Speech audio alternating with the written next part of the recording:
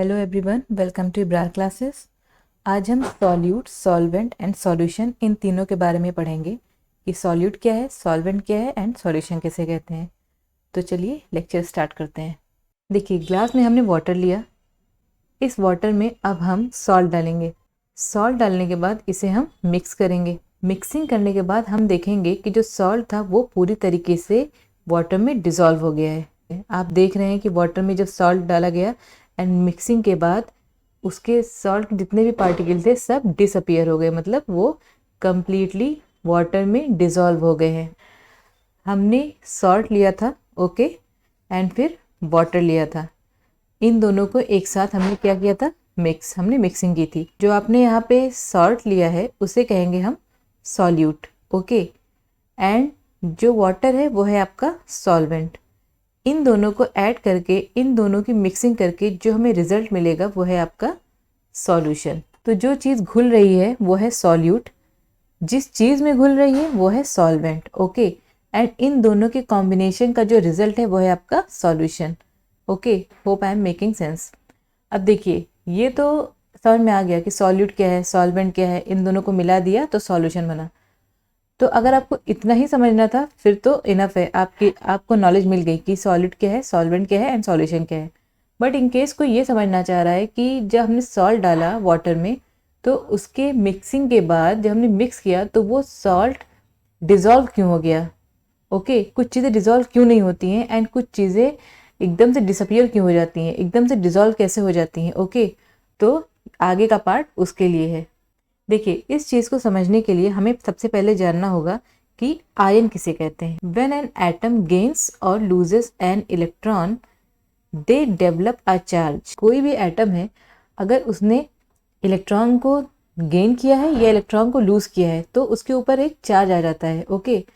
मतलब यहाँ पे स्टेटमेंट यही कह रहा है जो मैंने आपको बताया है कि कोई भी एटम है एंड उसने अगर इलेक्ट्रॉन को लिया है या इलेक्ट्रॉन को दिया है, दोनों ही केस में उसके ऊपर एक चार्ज आ जाता है। पॉजिटिव चार्ज आएगा या तो नेगेटिव चार्ज आएगा। देखिए, इसे हम यहाँ से समझ सकते हैं।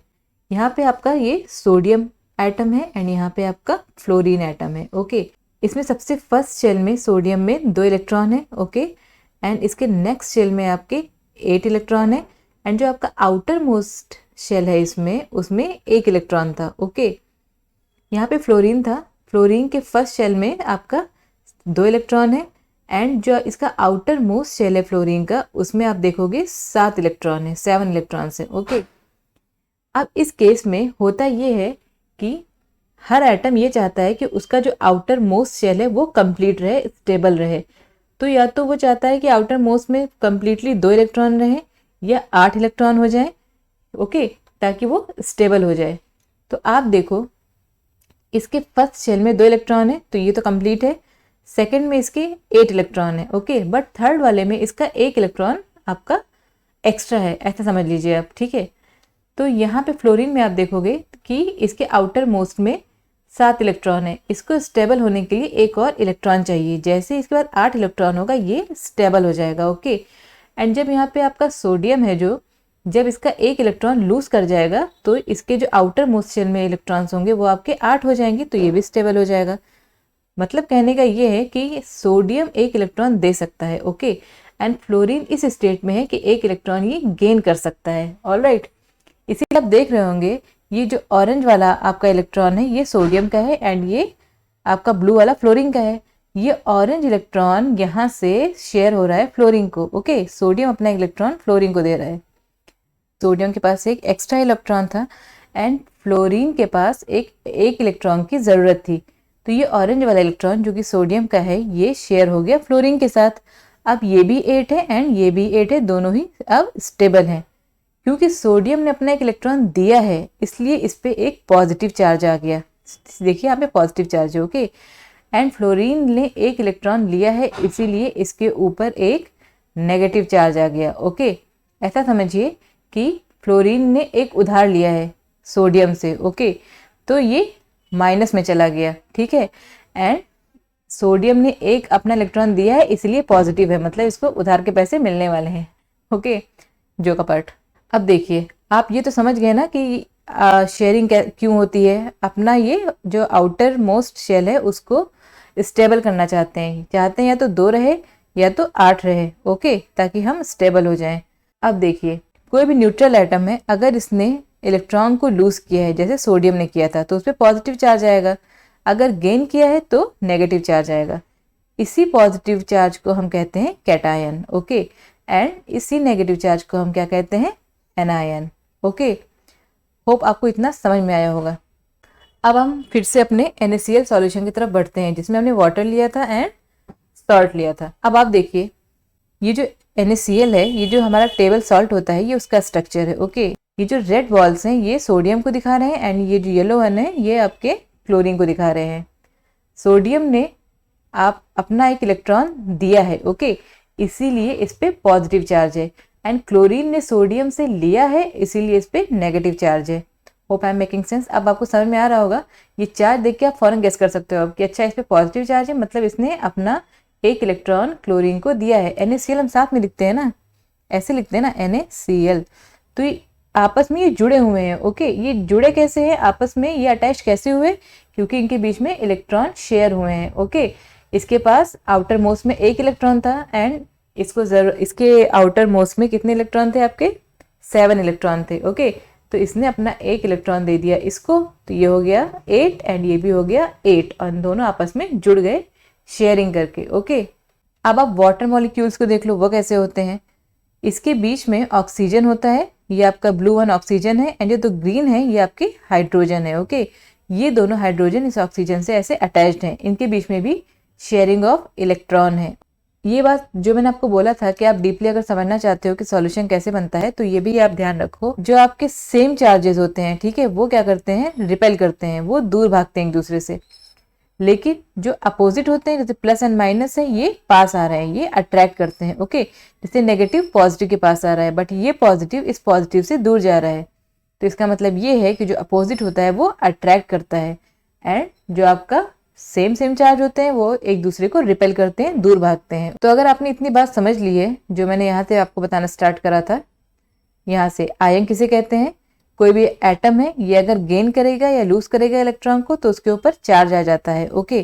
एंड फिर आपने यहाँ पे देखा कि यहाँ पे सोडियम आपका एटम था, यहाँ पे फ्लोरीन था, इनके बीच में शेयरिंग कैसी हुई। सोडियम ने अपना एक इलेक्ट्रॉन दिया था तो ये पॉजिटिव हो गया, फ्लोरीन ने लिया था तो ये नेगेटिव हो गया। फिर आपने देखा कि कोई भी एटम है अगर इलेक्ट्रॉन को लूज करता है, पॉजिटिव चार्ज आ जाता है उस पर, उसे कैटायन कहते हैं, एंड अगर इसने गेन किया है इलेक्ट्रॉन को तो नेगेटिव चार्ज आता है, उसे एनायन कहते हैं। फिर आपने देखा कि NaCl का जो स्ट्रक्चर होता है वो इस तरीके से होता है, क्लोरीन एंड सोडियम ऐसे जुड़े होते हैं, ओके। अगर आपको डाउट हो तो कि इस पे पॉजिटिव चार्ज कैसे आया एंड क्लोरीन पे नेगेटिव कैसे है, तो जल्दी से देख लेते हैं। देखिए, ये आपका सोडियम का है, मैं बना रही हूँ जो, इसमें जो फर्स्ट शेल होता है इसमें आपका 2 इलेक्ट्रॉन होते हैं, ओके। एंड जो आपका सेकंड वाला शेल है इसमें है आपके 1 2 3 4 5 6 7 8 इलेक्ट्रॉन्स, ओके। एंड जो इसका आउटर मोस्ट है इसमें सिर्फ 1 इलेक्ट्रॉन है, ये आपका सोडियम का है, ओके। अब मैं क्लोरीन का बनाती हूँ। क्लोरीन के जो इंटरनल जो शेल है इसमें 2 इलेक्ट्रॉन है, ओके। जो आपका क्लोरीन का सेकंड शेल है उसमें आपके 8 इलेक्ट्रॉन है, 1 2 3 4 5 6 7 8 इलेक्ट्रॉन। जो क्लोरीन का आउटर मोस्ट शेल है उसमें है आपका 1 2 3 4 5 6 7 इलेक्ट्रॉन्स, ओके। देखिए, जो क्लोरीन है उसका एटॉमिक नंबर 17 होता है, तो हमें उसी हिसाब से हर शेल में डिस्ट्रीब्यूट करना होता है। यहाँ 2 रख दिया, यहाँ पे 8, तो 8 एंड 2 10 हो गया आपका, एंड यहाँ पे 7 बाहर है, ये 17 इलेक्ट्रॉन्स हो गए, 17 इलेक्ट्रॉन्स हो गए। जो आपका सोडियम है उसका एटॉमिक नंबर आपका होता है 11, ओके। तो अंदर वाले में है 2, फिर उसके बाहर है 8, 8 एंड 2 हो गया आपका 10, एक बाहर में है आपका 11, ओके। तो इसका होता है एटॉमिक नंबर 17। तो वैसे ही मैंने इलेक्ट्रॉन को डिस्ट्रीब्यूट कर दिया, एंड इसका होता है आपका 11, उसी हिसाब से ये डिस्ट्रीब्यूट हुआ है। अब आप देखो, इनको अगर जुड़ना है आपस में, अगर Na एंड Cl इन दोनों को आपस में अगर जुड़ना है तो क्या करना पड़ेगा, इलेक्ट्रॉन शेयर करने पड़ेंगे। अब इसके आउटर मोस्ट में 1 इलेक्ट्रॉन है लेकिन उसके जस्ट पहले 8 इलेक्ट्रॉन है, ओके। तो ये ये 1 है तो ये 7 तो ले नहीं सकता है। ओके, 7 इलेक्ट्रॉन लेने से अच्छा है ये अपना 1 इलेक्ट्रॉन इसको दे दे, क्लोरीन को, ताकि ये 1 इलेक्ट्रॉन लेके स्टेबल हो जाए। तो इसका 1 इलेक्ट्रॉन क्लोरीन के पास चला जाएगा यहाँ। ओके, तो ये हो जाएगा अब स्टेबल, 8 हो गया। इसके जाने के बाद इसके जो आउटर मोस्ट शेल में बचा, अब आउटर मोस्ट शेल ये हो गया आपका, तो यहाँ हो गया 8 इलेक्ट्रॉन, दोनों ही अब स्टेबल हो गए एंड आपस में जुड़ गए। ओके, क्योंकि सोडियम ने अपना 1 इलेक्ट्रॉन दिया है इसलिए इस पे पॉजिटिव चार्ज है, क्लोरीन ने लिया है इसलिए ये नेगेटिव चार्ज है। Okay, hope I am making sense. But क्योंकि 9th क्लास का है इसीलिए मैं बहुत ज़्यादा जो केमिस्ट्री में जो प्योर केमिस्ट्री होती है उसमें इन्वॉल्व नहीं होना चाहती हूँ। स्टिल मैं आपको कुछ आइडिया देना चाहती हूँ, इसलिए मैंने ऐसा थोड़ा रफ आइडिया दे दिया है आपको, ताकि आप समझ सको कि चार्जेस आ कैसे रहे हैं एंड ये इलेक्ट्रॉन शेयर कैसे हो रहे हैं। ठीक है, फिर मैंने आपको ये H2O वाला बताया था, इसमें भी ये बीच में आपका ऑक्सीजन है एंड इससे 2 हाइड्रोजन ऐसे जुड़े हुए हैं। ये जो जुड़े हैं ये भी आपस में ऐसे ही जुड़े हैं, इनके बीच में भी आपका जो है इलेक्ट्रॉन जो है शेयर हुआ है। ओके, फिर मैंने आपको बताया कि जो लाइक चार्जेस होते हैं ये दूर भागते हैं एंड अपोजिट जो होता है वो अट्रैक्ट करता है। ये मान लीजिए आपका NaCl का क्रिस्टल है। ओके, ये Na है, ये Cl है, Na, ठीक है, ये Cl, ये Na, ये Cl, ये आपस में ऐसे ही जुड़े हुए हैं। ठीक है, इस पे पॉजिटिव चार्ज है, इस पे नेगेटिव चार्ज है, लाइकवाइज सब पे ऐसे ही है। ये आपका वाटर मॉलिक्यूल है, ये O है एंड ये H है।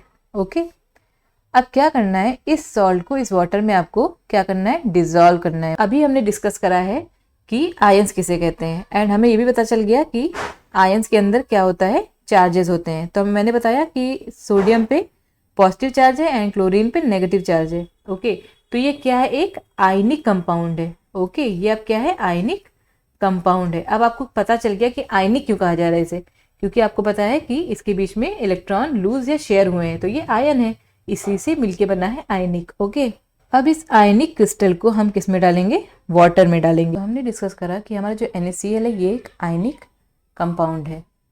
जैसे ही इस आयनिक कंपाउंड को हम वाटर में डिसॉल्व करेंगे, वाटर क्या करेगा, जो NaCl आपस में जुड़े हुए हैं एक बॉन्ड के थ्रू, ये आपस में जुड़े हुए हैं ना, NaCl से, फिर यहाँ पे NaCl से, यहाँ पे NaCl, ये पूरा एक क्रिस्टल बना हुआ है।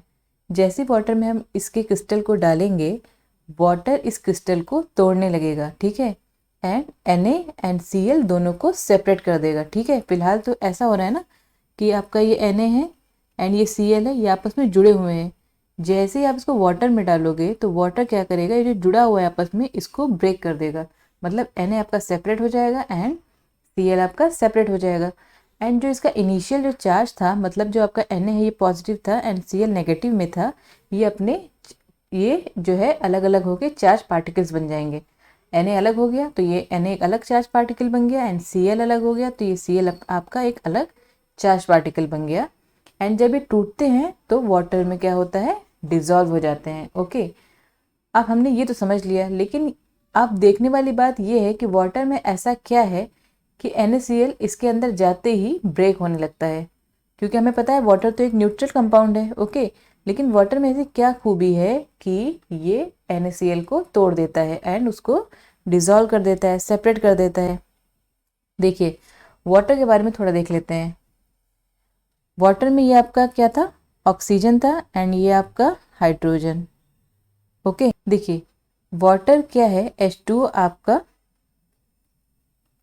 पोलर है। ठीक है, इसका ये मतलब हुआ कि हमें ऐसा लगता है कि ये न्यूट्रल कंपाउंड है, मतलब इलेक्ट्रिकली न्यूट्रल तो है ही है, बट इनके बीच में जो शेयरिंग ऑफ इलेक्ट्रॉन है वो अनइक्वल होता है। इसका ये मतलब है कि हाइड्रोजन एंड ऑक्सीजन में जो ऑक्सीजन है ये मोर इलेक्ट्रोनेगेटिव है। ठीक है, मतलब नेगेटिविटी ज़्यादा है ऑक्सीजन के अंदर। ठीक है, इन कंपैरिजन टू हाइड्रोजन, अगर हम हाइड्रोजन के कंपैरिजन में देखें तो आपका ऑक्सीजन जो है ये ज़्यादा इलेक्ट्रोनेगेटिव है, इलेक्ट्रोनेगेटिविटी ज़्यादा है ऑक्सीजन में। तो आपका जो ऑक्सीजन है इस पे पार्शियल नेगेटिव चार्ज है एंड जो हाइड्रोजन है उस पे पार्शियल पॉजिटिव चार्ज है, मतलब चार्ज इसके ऊपर भी है, पार्शियल है नेगेटिव इसमें एंड पार्शियल पॉजिटिव इसमें है।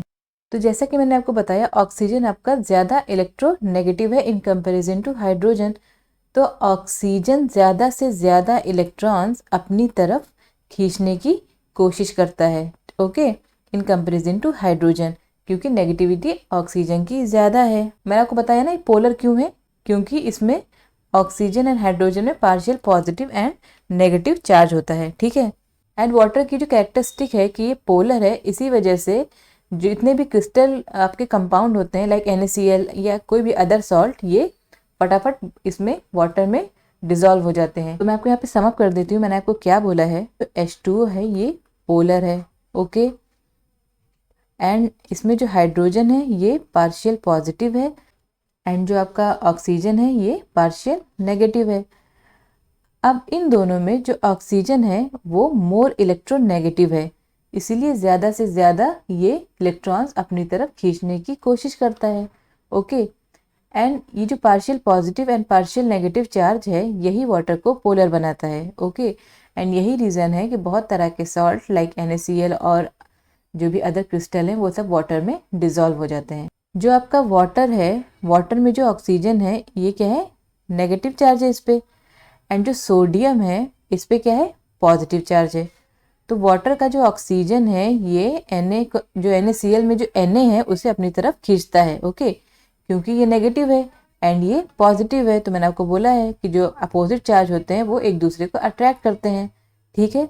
एंड जो आपका हाइड्रोजन है ये आपका पॉजिटिव है, ओके। तो ये NaCl के जो Cl वाला पार्ट है इसको अपनी तरफ अट्रैक्ट करता है। रीज़न ये है कि ये पॉजिटिव है एंड ये नेगेटिव है and opposite attracts, okay.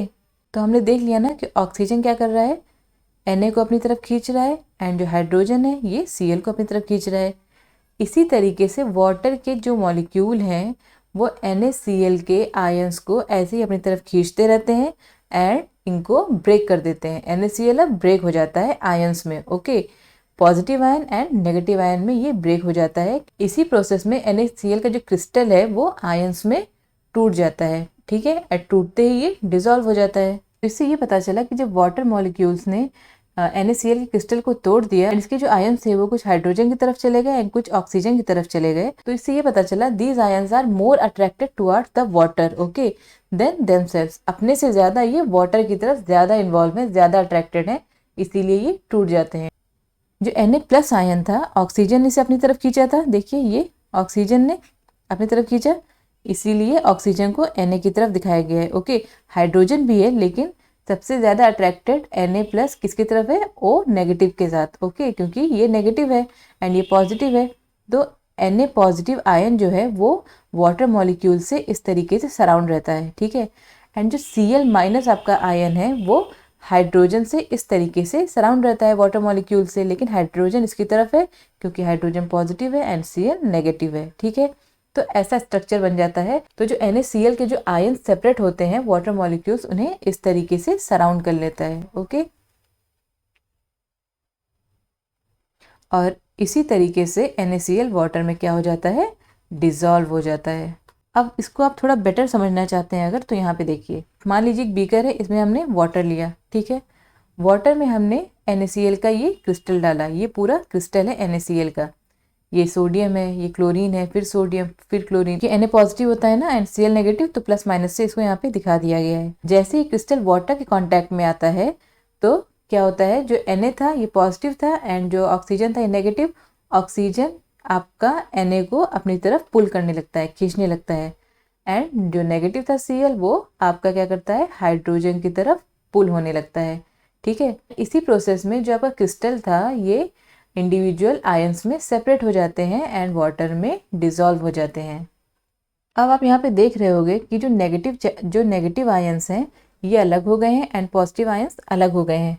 And हमें पता है कि फॉर फ्लो ऑफ इलेक्ट्रिसिटी आपके पास क्या होने चाहिए, फ्री इलेक्ट्रॉन्स होने चाहिए। सॉल्ट सॉल्यूशन है ये इलेक्ट्रिसिटी भी कंडक्ट कर सकता है क्योंकि इसके अंदर फ्री इलेक्ट्रॉन्स हैं, फ्री आयंस हैं, ओके। तो ये बस एक्स्ट्रा था लेकिन मैंने आपको ऐसे ही बता दिया है।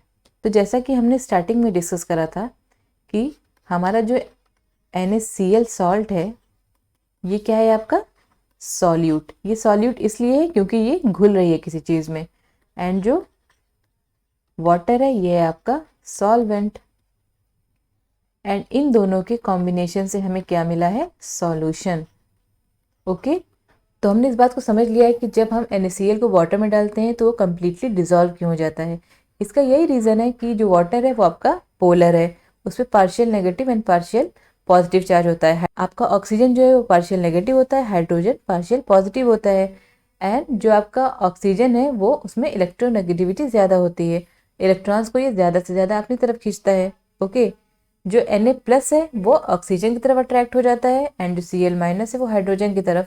एंड इसी प्रोसेस में क्या होता है, वाटर के मॉलिक्यूल्स NaCl के क्रिस्टल को ब्रेक कर देते हैं एंड उनको इंडिविजुअल आयन में तोड़ देते हैं। ठीक है, एंड इसी प्रोसेस में आपका NaCl वाटर में डिजोल्व हो जाता है। एंड यही रीज़न है कि जो सॉल्ट सॉल्यूशन होता है उसके अंदर फ्री इलेक्ट्रॉन्स होते हैं एंड ये इलेक्ट्रिसिटी कंडक्ट करता है।